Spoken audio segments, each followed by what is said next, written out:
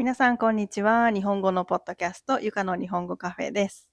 今回は、このようなリクエストがあったので、何々価値があると、何々語体があるっていう2つの文法の違いについて説明していこうと思います。まず先に説明しておくと、この2つの言葉の意味は大体同じです。多分辞書で調べても同じような結果が出てくると思うんですけど、少しニュアンスが変わってきます。例文を出して説明していくので、最後までぜひ聞いてください。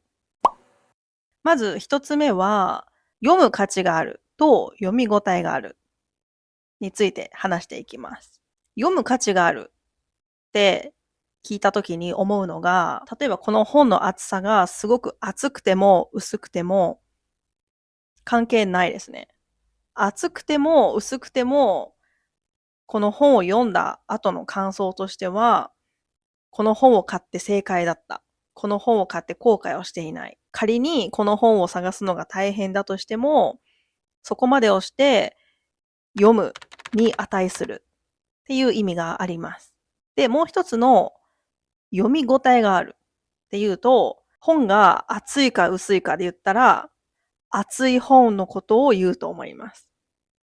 厚い本だからページ数がいっぱいありますよね。ページ数がいっぱいあるから読み終わるまでにもすごく長い時間がかかるし、もしかしたらお金もちょっと高いかもしれない。で、長い時間かけて読み終わった時の自分の気持ちはすごく満足感があったりとか、嬉しい気持ちになるっていう、その気持ちにフォーカスした時は、何々応えがあるっていう言葉をよく使う気がします。次の例文としては、食べる価値があると食べ応えがあるです。食べる価値がある。もう、例えばこの家から食べたいものがあるレストランまですごく長い距離があります。例えば歩いたら1時間とか、自転車で20分、25分、車で1時間かかる、3時間かかる、すごい長い距離のところにある。行くまではすごく大変です。だけど、いざその食べ物を食べた時に、そんなに長い時間かかったとか、お金がすごくかかったっていうことが、もう忘れるぐらい、もうどうでもよくなるぐらい、あ、これを食べて本当に良かった。そんな大変な気持ちはもうどうでもよくなるって思えることとか、あとはそれをしたことによって自分の経験値が増えたとか、自分の知識が増えたっていう時には何々価値があるっていう言葉を使います。反対に食べ応えがあるっていうと、例えばステーキ、すごく分厚いステーキを食べて、食べた時、口に入れた時に噛みますよね。噛んでいる時間が結構長い。噛んで噛んで噛んで飲み込んだ時に、満足感がある、幸せって思える。これもそうね、気持ちの問題になってきますね。それがあるのは食べ応えがあるって言います。あと、例えば、グミ。私、グミが好きなんですけど、グミも硬いグミとか柔らかいグミってありますよね。硬いグミで代表的なのは多分ドイツのハリボーだと思います。ハリボーはすごく硬いです。長い時間噛みますよね。でも噛む時間が長ければ長いほど食べ応えがある。で、日本人は表現します。最後は、見る価値があると見応えがあるです。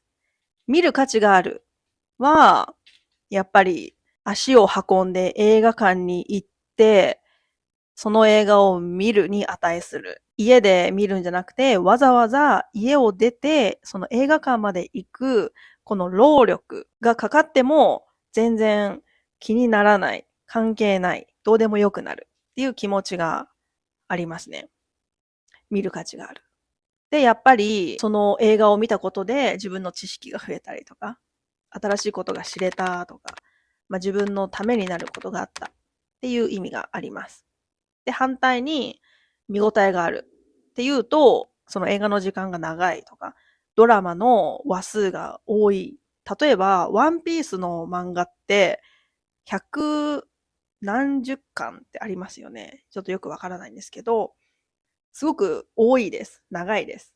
だけど、最後まで読み終わった時に、すごく、面白かったとか、嬉しいとか、満足感があるっていうと、見応えがあるって言うと思いますね。はい。ちょっとしたニュアンスが違うだけで、ちょっと意味も変わってくるので、使う際はぜひ気をつけてください。あと、何々価値があるっていう文法を使うときは、その価値があるの前は必ず動詞の辞書形を使いますね。で、語体があるの場合は、マス形でマスを取った形になります。でもちょっと一つ注意してもらいたい部分は、何々語体があるっていう文法を使うとき、動詞のマス形を使うんですけど、これは他動詞しか使えないです。例えば、行きますは自動詞ですよね。だから、行く価値があるは使えるけど、行き語体があるっていう言葉は使うことができません。なので、それも注意しておいてください。はい。今日は、何々価値があると何々語体があるの違いについて説明しました。この動画がいいなと思ったら、いいねとチャンネル登録、あとはコメントもよろしくお願いします。あとは最近皆さんがなんか見る価値があったとか、見応えがあったとか、食べる価値があったとか、食べ応えがあったものとか、何かあったらぜひコメントで教えてください。それでは今日のポッドキャストはここまでになります。ここまで聞いてくれてありがとうございました。また次の動画で会いましょう。バイバーイ。